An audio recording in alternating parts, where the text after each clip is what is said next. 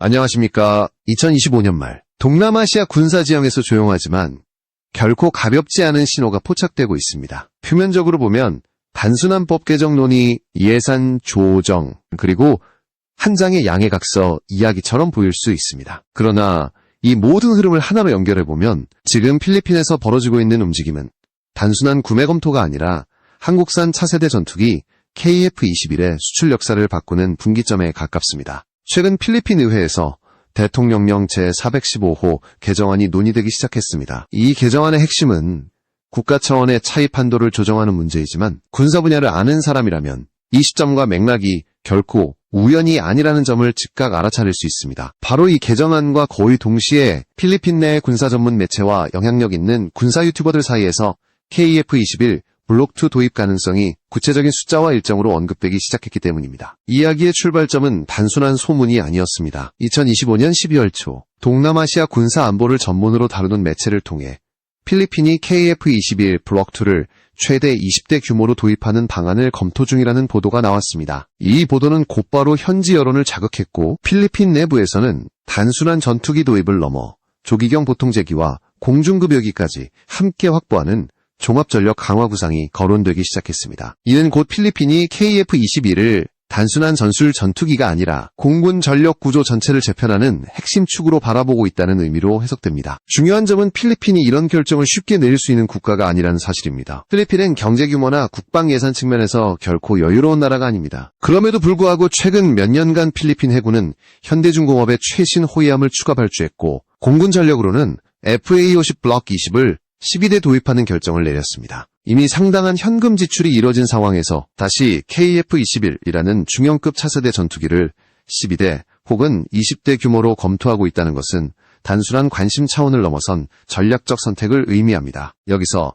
KF-21 블록2라는 존재가 갖는 상징성이 드러납니다. 필리핀 내부에서 거론되는 시나리오에 따르면 한국 공군에 대한 블록2 납품이 일정 궤도에 오르는 즉시 필리핀 공군이 우선적인 수출 대상이 될 가능성이 높다는 분석이 나오고 있습니다. 이는 KF-21이 더 이상 개발 중인 시형기체가 아니라 실전 배치와 수출을 동시에 논의할 수 있는 단계에 진입했음을 뜻합니다. 물론 다음 달 작성이 거론되는 양해각서는 법적 구속력을 갖는 본계약은 아닙니다. 그러나 군사무기 거래에서 양해각서는 단순한 종이 한 장이 아니라 정치적 의지와 전략적 방향성을 공식적으로 확인하는 출발선에 가깝습니다. 필리핀 내부에서는 양해각서 체결 이후 이르면 다음 해 중 본계약으로 이어질 가능성이 높다는 이야기가 공공연하게 나오고 있습니다. 이 흐름이 사실이라면 KF-21은 이미 두 개의 수출 후보국을 확보한 셈이 됩니다. 하나는 프랑스제 무장을 운용하는 국가, 그리고 또 하나는 필리핀입니다. 지금까지 KF-21을 둘러싼 수출 이야기는 기대와 희망, 그리고 추상적인 전망의 영역에 머물러 있었습니다. 그러나 필리핀 사례는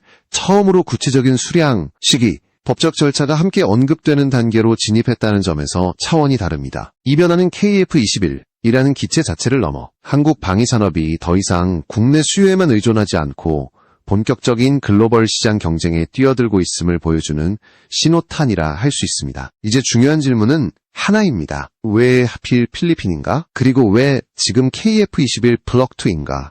이 질문에 대한 답을 이해하지 못하면 현재 벌어지고 있는 이 흐름의 진짜 의미를 놓치게 됩니다. KF-21 블록2가 필리핀에서 이처럼 구체적으로 거론되기 시작한 이유를 이해하려면 먼저 블록1과 블록2의 차이를 정확히 짚고 넘어가야 합니다. 많은 사람들이 KF-21을 하나의 고정된 전투기 모델로 생각하지만 실제로 KF-21은 단계별 진화 구조를 전제로 설계된 전투기입니다. 블록1은 공대공 임무 중심의 초기 전력화 모델이고 블록2는 본격적인 다목적 전투기로 전환되는 결정적 단계입니다. 블록2의 핵심은 단순한 무장 추가가 아닙니다. 공대함 임무가 통합되면서 KF-21은 단일 임무 플랫폼이 아니라 공군 작전 전반을 책임질 수 있는 중심 전투기로 성격이 완전히 달라집니다. 이는 단순히 무장을 더 다는 문제가 아니라 항전 장비, 센서 융합, 임무 컴퓨터, 소프트웨어 아키텍처까지 모두 확장된다는 의미입니다. 필리핀처럼 제한된 전력으로 최대의 효율을 추구해야 하는 국가 입장에서는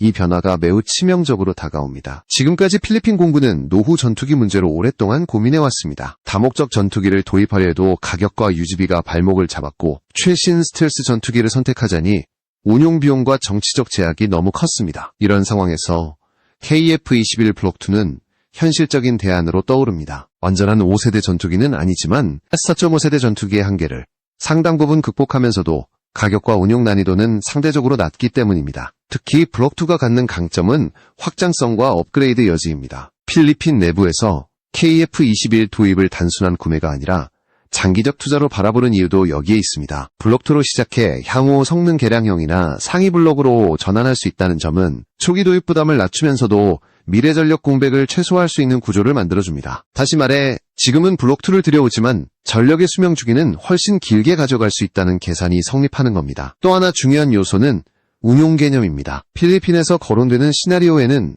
KF-21만 단독으로 도입하는 그림이 아닙니다. 조기경 보통제기와 공중금유기를 함께 확보해 공중작전 범위를 넓히고 KF-21을 중심으로 한 네트워크 전력을 구축하는 구상이 함께 언급되고 있습니다. 이는 단순한 전투기 교체가 아니라 공군 교리 자체를 업그레이드하려는 시도로 해석할 수 있습니다. 블록2는 이런 네트워크 중심 작전에 적합하도록 설계된 단계이기도 합니다. 데이터 링크, 센서 융합, 상황인식 능력은 블록1과 비교해 한 단계 위로 올라가며 제한된 수량의 전투기로도 더 넓은 영역을 통제할 수 있는 기반을 제공합니다. 필리핀처럼 해상 영역이 넓고 공역방어 범위가 광대한 국가에서는 이 점이 특히 중요합니다. 결국 필리핀에서 KF-21 블록2를 주목하는 이유는 단순히 신형 전투기라서가 아닙니다. 지금의 예산, 지금의 안보 환경, 그리고 앞으로 최소 수십 년을 바라보는 전력 운용 계획을 동시에 만족시킬 수 있는 몇 안 되는 선택지이기 때문입니다. 이 지점에서 KF-21 블록2는 경쟁 기종들과 전혀 다른 위치에 서게 됩니다. 그렇다면 자연스럽게 다음 질문이 따라옵니다. KF-21 블록2는 과연 기존에 잘 팔리고 있는 전투기들, 특히 미국과 유럽산 4.5세대 전투기들과 비교했을 때 어떤 경쟁력을 갖고 있는가 하는 문제입니다. 이 비교를 피하고서는 필리핀의 선택을 온전히 이해할 수 없습니다. KF-21 블록2의 경쟁력을 이해하려면 현재 국제시장에서 가장 잘 팔리고 있는 전투기들과의 비교를 피할 수 없습니다. 필리핀을 비롯해 다수의 중소국가들이 실제로 검토하는 후보군은 이미 정해져 있습니다. 미국의 F-35, F-15EX, F-16 바이퍼, 프랑스의 라팔레, 그리고 스웨덴의 그리펀입니다. 이 기종들은 각자 강점이 분명하지만 동시에 치명적인 한계도 함께 안고 있습니다. 바로 이 지점에서 KF-21 블록2의 위치가 드러납니다. 먼저 F-35부터 살펴보겠습니다. F-35는 명백히 강력한 전투기입니다. 스텔스 성능, 센서 융합, 네트워크 중심 작전 능력만 놓고 보면 현존 최강 수준입니다. 그러나 문제는 가격과 운용입니다. 계약 시점의 기체 가격과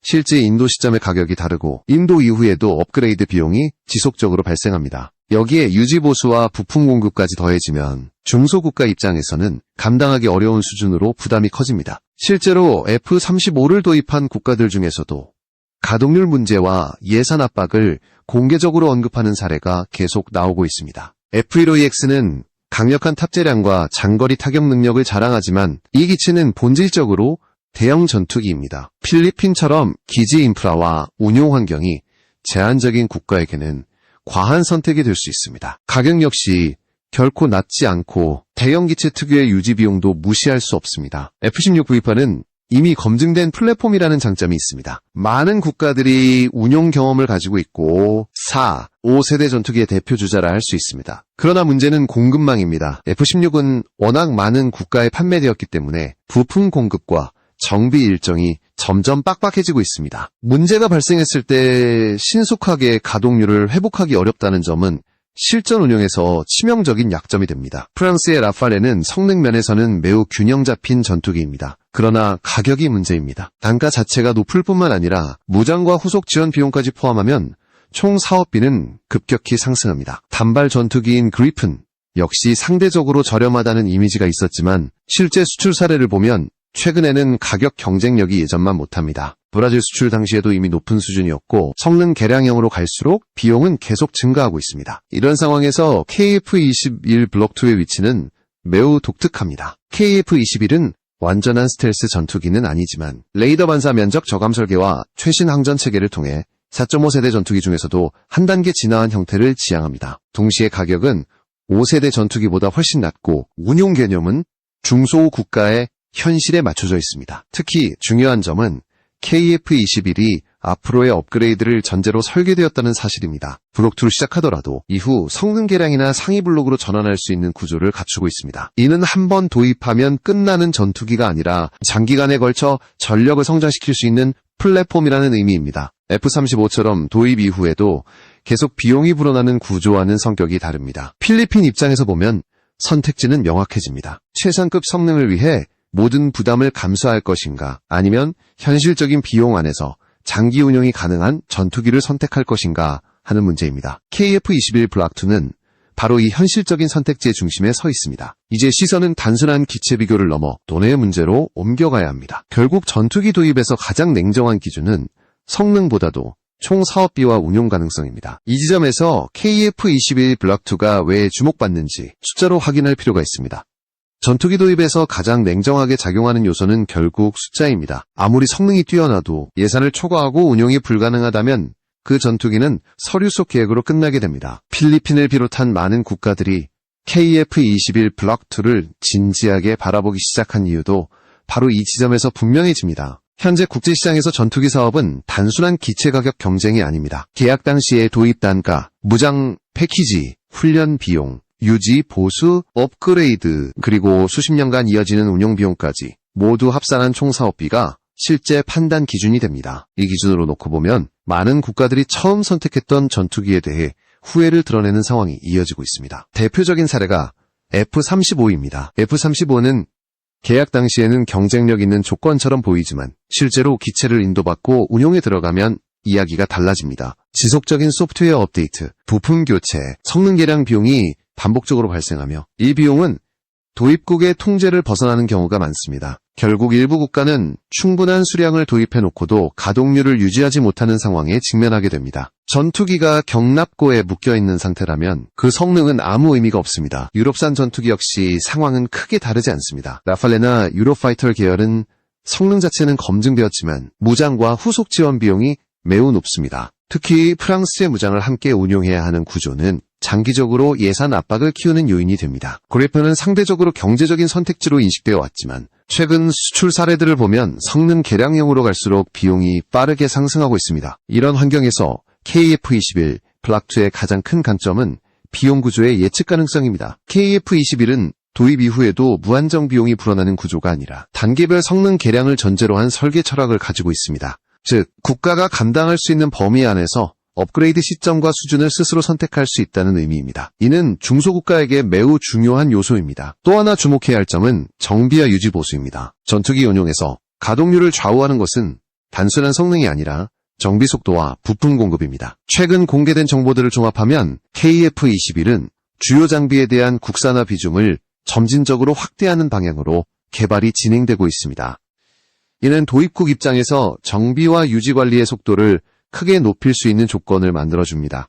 필리핀에서 KF-21 도입과 함께 정비 허브 구축 이야기가 함께 나오는 이유도 여기에 있습니다. 단순히 전투기를 사오는 것이 아니라 장기적으로 안정적인 운용체계를 함께 확보하려는 전략입니다. 만약 필리핀에 KF-21 정비 거점이 구축된다면 이는 필리핀만의 문제가 아니라 동남아 전체 전력 균형에 영향을 미치는 요소로 작용하게 됩니다. 결국 비용과 운용이라는 현실적인 기준으로 놓고 보면 KF-21 블록2는 화려한 최고 성능 대신 지속 가능한 전력을 선택하려는 국가들에게 매우 설득력 있는 대안으로 떠오르고 있습니다. 이 선택은 단순한 예산 절감이 아니라 장기적인 전투 지속 능력을 확보하겠다는 판단에 가깝습니다. 이제 이야기는 필리핀 한 나라를 넘어 동남아 전체로 시야를 넓혀야 합니다. 만약 필리핀이 KF-21을 실제로 전력화한다면 주변 국가들은 과연 어떤 선택을 하게 될까요? 이 질문에 대한 답은 결코 단순하지 않습니다. 필리핀이 KF-21 블록2를 실제로 도입해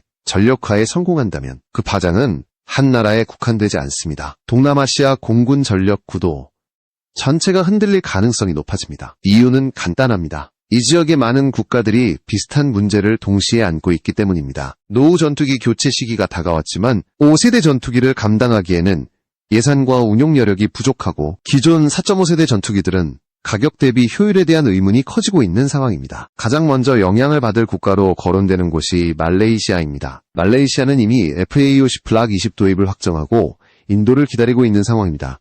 이는 단순한 훈련기나 경공격기 보강이 아니라 노후 전력의 공백을 메우기 위한 긴급 처방에 가깝습니다. 그러나 중형급 전투기 전력의 부재는 여전히 해결되지 않은 과제로 남아 있습니다. 만약 필리핀이 KF-21을 실제 운용하며 가동률과 유지 비용 측면에서 긍정적인 결과를 보여준다면 말레이시아가 이를 외면하기는 쉽지 않습니다. 인도네시아 역시 변수로 남아 있습니다. 공동개발 참여국이라는 위치에도 불구하고 재정 문제로 인해 계획이 지연되면서 신뢰성에 대한 의문이 제기되어 왔습니다. 하지만 필리핀이라는 제3국이 KF-21을 먼저 전력화하고 이를 중심으로 지역 정비와 운용 체계가 구축된다면 상황은 달라집니다. 인도네시아 입장에서는 공동개발의 상징성이 퇴색되는 동시에 실질적인 이익을 놓치고 있다는 압박을 받게 됩니다. 이는 향후 인도네시아의 태도 변화로 이어질 가능성을 배제할 수 없습니다. 더 넓게 보면 동남아 국가들의 선택은 서로에게 직접적인 영향을 미칩니다. 한 나라가 새로운 전투기를 도입해 전력 격차를 벌리면 주변 국가는 대응책을 마련할 수밖에 없습니다. 필리핀이 KF-21을 통해 공중전력의 질적 도약을 이룬다면 인근 국가들은 기존 전력으로 이를 감당할 수 있을지 다시 계산하게 됩니다. 이 과정에서 KF-21은 단순한 전투기 상품이 아니라 지역 전력 균형을 재편하는 기준점으로 작용하게 됩니다. 특히 주목할 부분은 KF-21을 중심으로 한 정비와 지원 체계입니다. 필리핀의 정비 허브가 구축될 경우 동남아 국가들은 굳이 먼 지역에 의존하지 않고도 유지보수를 받을 수 있는 환경을 갖추게 됩니다. 이는 운용비용 절감과 가동률 향상이라는 실질적인 이점을 동시에 제공합니다. 전투기 선택에서 이 요소는 성능 못지않게 중요한 판단 기준이 됩니다. 결국 필리핀의 선택은 단순한 구매 결정이 아니라 동남아 공군 전력의 새로운 흐름을 여는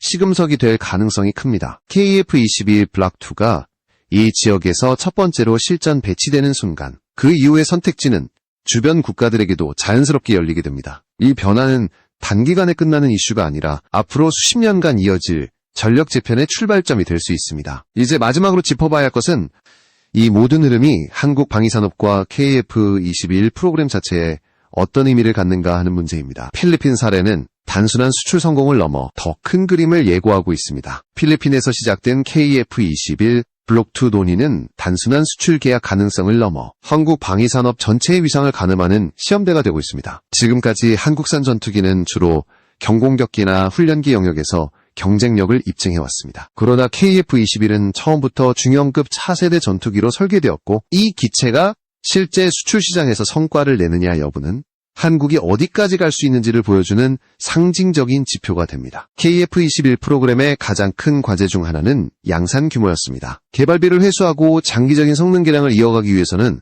일정 수량 이상의 생산이 필수적입니다. 한국 공군의 도입 물량만으로는 충분하지 않다는 점은 이미 오래전부터 지적되어 왔습니다. 이런 상황에서 필리핀처럼 실제 작전 환경에서 KF-21을 운용할 국가가 등장한다는 것은 단순한 수출 한 건 이상의 의미를 갖습니다. 이는 KF-21이 종이 위의 계획이 아니라 국제시장에서 검증받는 실전 플랫폼으로 전환되는 순간을 뜻합니다. 또 하나 중요한 변화는 협력 방식입니다. KF-21은 완제품을 일방적으로 판매하는 구조가 아니라 운용과 정비, 후속 지원까지 포함한 장기적 파트너십을 전제로 하고 있습니다. 필리핀의 정비 허브를 구축하려는 구상이 현실화된다면 이는 한국 방위산업이 단순한 제조국을 넘어 전력 생태계를 함께 설계하는 단계로 진입했음을 의미합니다. 이런 모델은 향후 다른 수출 대상국과의 협상에서도 강력한 설득 요소로 작용할 수 있습니다. 필리핀 사례가 필리핀은 방위산업 협력에서 상대적으로 정치적 변수가 적고 계약 이행 측면에서 안정적인 평가를 받아온 국가입니다. 만약 필리핀이 KF-21을 실제로 도입해 안정적인 운용 성과를 보여준다면 이는 다른 국가들에게 가장 설득력 있는 실증 사례가 됩니다. 어떤 홍보 자료보다도 실제 운용 국가의 경험은 강력한 메시지를 전달합니다. 지금 이 시점에서 KF-21 블록2를 둘러싼 모든 이야기는 하나의 질문으로 귀결됩니다. 이것이 일시적인 기대에 그칠 것인가? 아니면 한국 방위산업이 새로운 단계로 도약하는 출발점이 될 것인가 하는 문제입니다. 필리핀에서 논의되고 있는 법 개정, 양해각서, 그리고 본계약 가능성은 그 질문에 대한 첫 번째 답이 될 가능성이 큽니다. 아직 확정된 것은 없습니다. 그러나 분명한 점은 KF-21 수출을 둘러싼 이야기가 더 이상 추상적인 전망의 영역에 머물러 있지 않다는 사실입니다. 구체적인 국가, 구체적인 수량, 구체적인 일정이 함께 언급되기 시작한 지금 KF-21은 이미 국제시장의 시험대 위에 올라와 있습니다. 이 시험을 통과한다면 한국산 전투기의 미래는 지금과는 전혀 다른 그림으로 펼쳐질 것입니다. 이 변화의 시작점에 필리핀이 서 있다는 사실, 그리고 그 선택의 중심에 KF-21 블록2가 있다는 점은 결코 가볍게 볼 수 없는 신호입니다. 조용하지만 분명한 이 움직임은 한국 방위산업 역사에서 오래 기억될 전환점이 될 가능성을 품고 있습니다.